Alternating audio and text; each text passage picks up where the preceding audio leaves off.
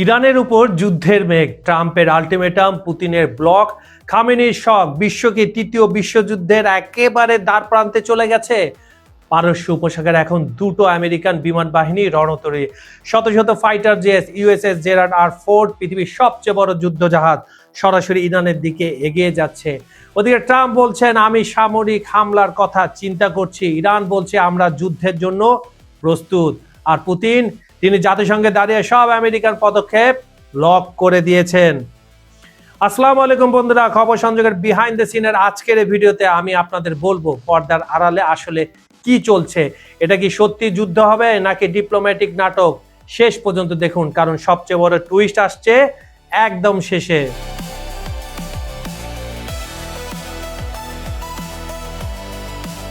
প্রথমে আসি সামরিক চিত্রে। 2026 সালে ফেব্রুয়ারি মাসে মধ্যপ্রাচ্যে এমন সামরিক জমায়েত হয়েছে যা গত 10 বছরেও দেখা যায়নি। আমেরিকার 2টি এয়ারক্রাফট ক্যারিয়ার গ্রুপ মোতায়েন হয়েছে। এর মধ্যে ইউএসএস জেরার্ড আর 4 আর গিব্রাল্টার স্ট্রেট পার হয়ে সরাসরি গলফ অঞ্চলের দিকে ধেয়ে আসছে। সাথে ডজন খানেক ডেস্ট্রয়ার, সাবমেরিন আর শত শত F-35, F-22 fighter jet. Senator Lindsey Graham প্রকাশ্যে বলেছেন, যুক্তরাষ্ট্র ও ইসরায়েলের যৌথ হামলার পরিকল্পনা চলছে। ট্রাম্প নিজেই সাংবাদিকদের বলেছেন, আমি ট্রাম্পের মুখের ভাষায় বলছি যাতে আপনারা সহজে কানেক্ট করতে পারেন। ট্রাম্প বলছেন, হ্যাঁ, আমি সীমিত হামলার কথা ভাবছি ইরানকে চাপে রাখতে। এদিকে ইরান বসে নেই, তারা স্ট্রেট অফ হরমুজে স্মার্ট কন্ট্রোল নামে বড় নৌমহড়া দিয়েছে। মনে রাখুন, এই স্ট্রেট দিয়ে প্রতিদিন 1,30,00,000 ব্যারেল তেল যায়। বিশ্বের 31% সমুদ্রপথে পরিবাহিত তেল। এটি বন্ধ হলে তেলের দাম রকেটের মতো উঠবে, বিশ্ব অর্থনীতিতে ভূমিকম্প হবে। ইরানের সেনাবাহিনী প্রধান হুঁশিয়ারি দিয়েছেন, যারা আক্রমণ করতে আসবে তাদের জন্য জাহান্নামের দরজা খুলে দেওয়া হবে। এটা কি নিছক কথার কথা নাকি সত্যিকারের হুমকি?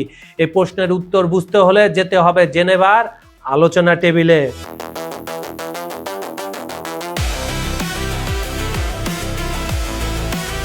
এখন আসি সবচেয়ে চাঞ্চল্যকর বিষয়। 2026 সালে ফেব্রুয়ারিতে জেনেভায় আমেরিকা ও ইরানের মধ্যে পরোক্ষ আলোচনা হয়েছে। ট্রাম্পের দূত স্টিভ উইটকফ আর জেরেড কুশনার এক টেবিলে, ইরানের পররাষ্ট্রমন্ত্রী আব্বাস আরাগাচি আরেক টেবিলে, মাঝখানে ওমান ও কাতারের মধ্যস্থতাকারী হিসাবে তারা ছিল।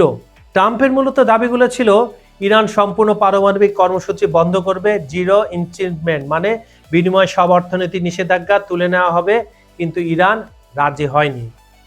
এখানে টুইস্ট। এক্সের সূত্রে জানা গেছে, ট্রাম্প প্রশাসন গোপনে একটু নরম হচ্ছে। তারা বিবেচনা করছে, ইরান যদি সামান্য ইউরেনিয়াম সমৃদ্ধিকরণের অনুমতি চায় আর কঠোর আন্তর্জাতিক পর্যবেক্ষণ মানে, তাহলে হয়তো ডিল ফাইনাল।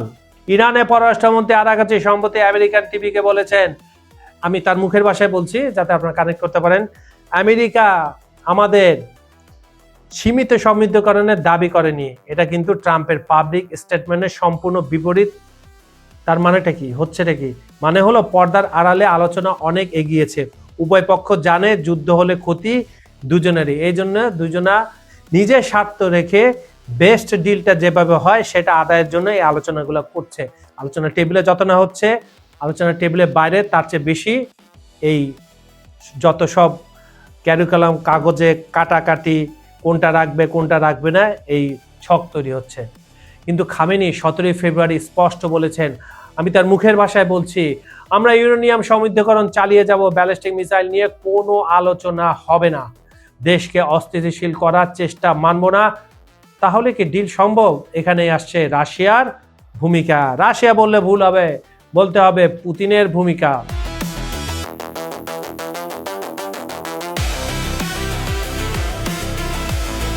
জানুয়ারি 2026 আমেরিকা জাতিসংঘ নিরাপত্তা পরিষদে জরুরি বৈঠক ডাকে। এজেন্ডা ছিল ইরানের প্রতিবাদ আন্দোলনে গণহত্যা এবং সম্ভাব্য সামরিক হামলা নিয়ে আলোচনা। রাশিয়ার প্রতিনিধি সরাসরি ভেটো ও ব্লক করে দেন, বলেন এটা ইরানের অভ্যন্তরীণ বিষয়, আমেরিকা রাজনৈতিক উদ্দেশ্যে এই পরিস্থিতি ব্যবহার করছে। কেন পুতিন ইরানকে বাঁচাচ্ছেন? কারণ ইরান পুতিনের জন্য কৌশলগতভাবে অপরিহার্য। আমি একটু কঠিন ভাষা বললাম তো, সহজ ভাষায় হচ্ছে, রাশিয়ার অস্তিত্বের জন্য ইরানকে লাগবে। রাশিয়ার কোথায় অস্তিত্ব? মধ্যপ্রাচ্যে।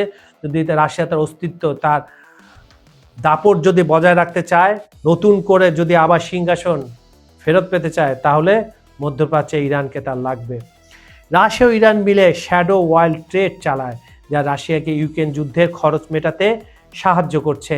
ইরান রাশিয়াকে ড্রোন দিয়েছে, রাশিয়া ইরানকে পারমাণবিক রিঅ্যাক্টর নির্মাণের প্রতিশ্রুতি দিয়েছে।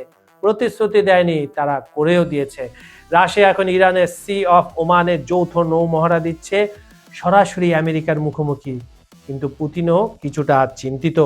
ইরানের ভেতরে জানুয়ারি 2026-এ যে ভয়াবহ গণঅভ্যুত্থান হয়েছে সব 31টি প্রদেশে, মানে পুরো ইরান জুড়ে, সেটা যদি সরকার পতনের দিকে যেত, তাহলে পুতিন একজন মূল্যবান বন্ধু হারাতেন।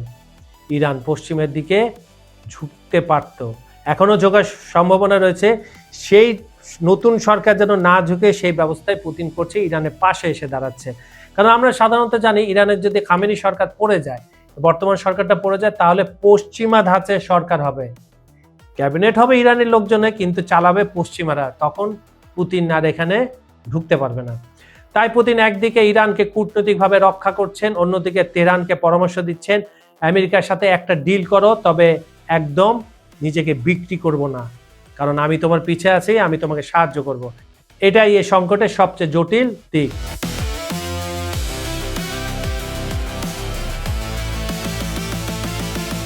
বাইরের শত্রুতা আছে, কিন্তু ইরানের সবচেয়ে বড় সমস্যা এখন ভেতরে। ডিসেম্বর 2025-এর শেষে, আমি যদি আরো ভালোভাবে বলি, 28শে ডিসেম্বর থেকে শুরু হওয়া অর্থনৈতিক সংকট থেকে প্রতিবাদ শুরু হয়।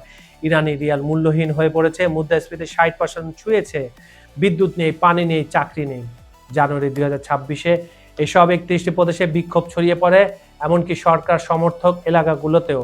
সরকার 8 জানুয়ারি ইন্টারনেট সম্পূর্ণ বন্ধ করে দেয়, স্টারলিংকও বন্ধ করে দেওয়া হয়। এটা ইতিহাসে প্রথম। কিন্তু এখানে একটা কথা পশ্চিমা মিডিয়া কখনোই বলবে না, কারণ হচ্ছে এখানে বাইরের দেশের এজেন্ট, যাদের বলি বাইরের দেশের এজেন্টরা এসে ইরানের ভিতরে ঢুকে গেছিল বিক্ষোভকারীদের, এবং তারা এটাকে সহিংস রূপ দিয়েছিল।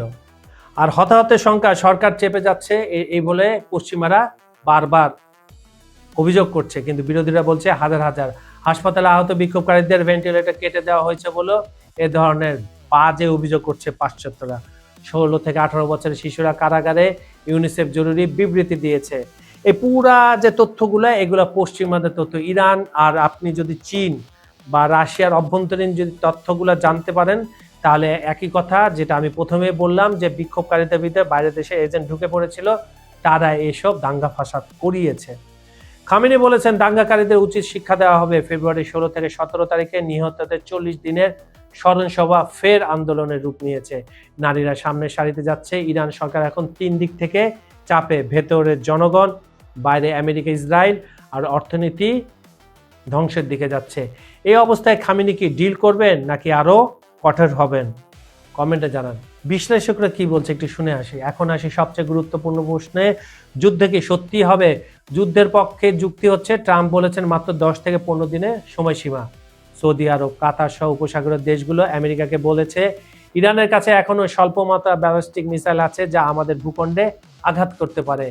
ইরাকে ইরান সমর্থিত মিলিশিয়ারা যুদ্ধের প্রস্তুতি নিচ্ছে।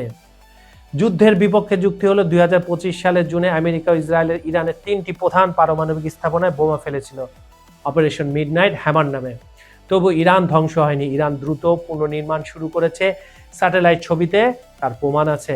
আরেকটি ভয়ের বিষয় হলো, স্ট্রাইট অফ হরমুজ বন্ধ হলে তেলের দাম প্রতি ব্যারেলে $150 থেকে $300 হয়ে যেতে পারে।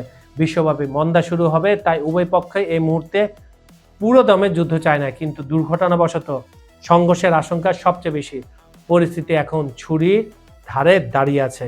তাহলে যদি এটা আমি সংক্ষিপ্ত আকারে করি, তাহলে দেখা যাবে নাম্বার 1, আমেরিকার বিশাল সামরিক বহর ইরানের দিকে, যুদ্ধের সম্ভাবনা উড়িয়ে দেওয়া যাচ্ছে না।